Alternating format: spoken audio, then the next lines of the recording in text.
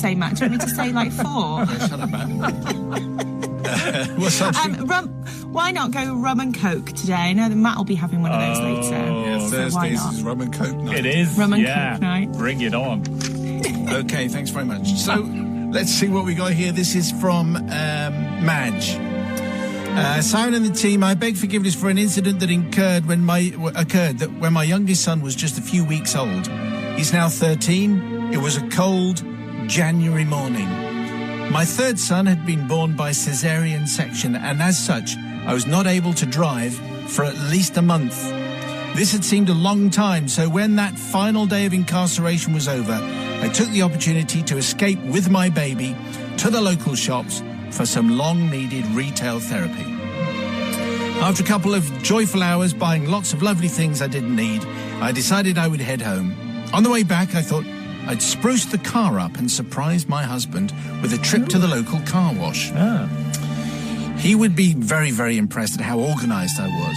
Now, I have to say at this point, I was suffering a bit of brain fog, or baby brain, as some people call it, caused by having a month-old baby and 2 other young boys. So when I got to the car wash, there was a choice of washes.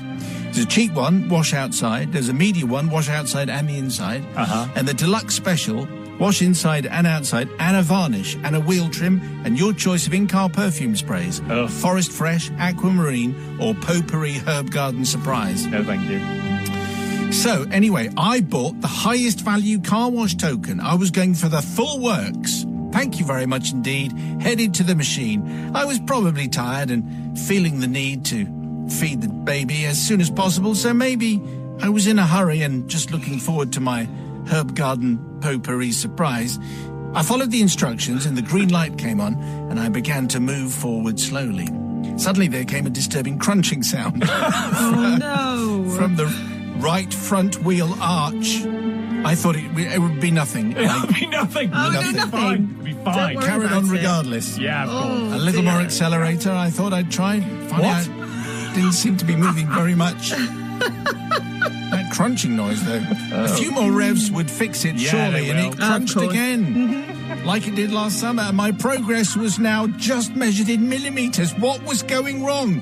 Maybe I should reverse. I tried that, but the car seemed to be held fast, as if by some hidden monster from the deep. It was only when smoke appeared. Oh, my goodness. And I realised the game was up and something was wrong. Was it my smoke or the machine smoke? Well, could be also, any. the machine had stopped, but it was making a groaning sound, and somewhere an alarm was sounding. All in all, it wasn't looking good. So I climbed out the car to discover I'd actually driven down the wrong side of the car wash track, and the car wheel was soundly wedged between the rail and the machine. I took my child from his car seat and went into the garage shop to explain my dilemma. The garage man came out to see what I'd done, no doubt thinking, this will be easy, I can solve this. After a few attempts to lift the car wheel arch out of the way of the machine, he admitted total defeat. But this time I'd been squirreled away in the back office to breastfeed my baby and hide my tears in embarrassment. Looked after by the garage woman with the help of a large bag of Maltesers, which I got for free. Wow. And a 1-bar electric fire to fend off the January cold. Will be the good old days. Be thankful for that. There was nothing else I could do. And I had to make an embarrassing call to the RAC man who didn't believe my situation until he arrived. After taking several photos to show that his mates back home. Between him and the garage man, they managed to free my car, a hefty 7-seater, and I could finally go home in a state of total embarrassment. So I need to ask for forgiveness, not from my baby, who had to sit in the dingy garage back room while I ate Maltesers for several hours, or from the RAC man who probably dined out on the story for weeks, but from the lovely garage man who had his car wash machine closed for several weeks. Oh, no. I must have lost lots of business and hundreds of pounds. I did live in fear that they would send me the bill for the repair of said machine, but to my husband's relief, no bill ever came. And I also never got my sachet of Potpourri Garden Surprise.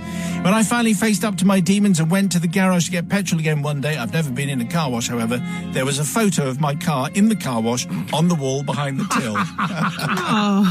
So it's still talked about to this very day. That's the lesson that Madge has learned. Another car wash story. Let's check in with Sister Susie first of all.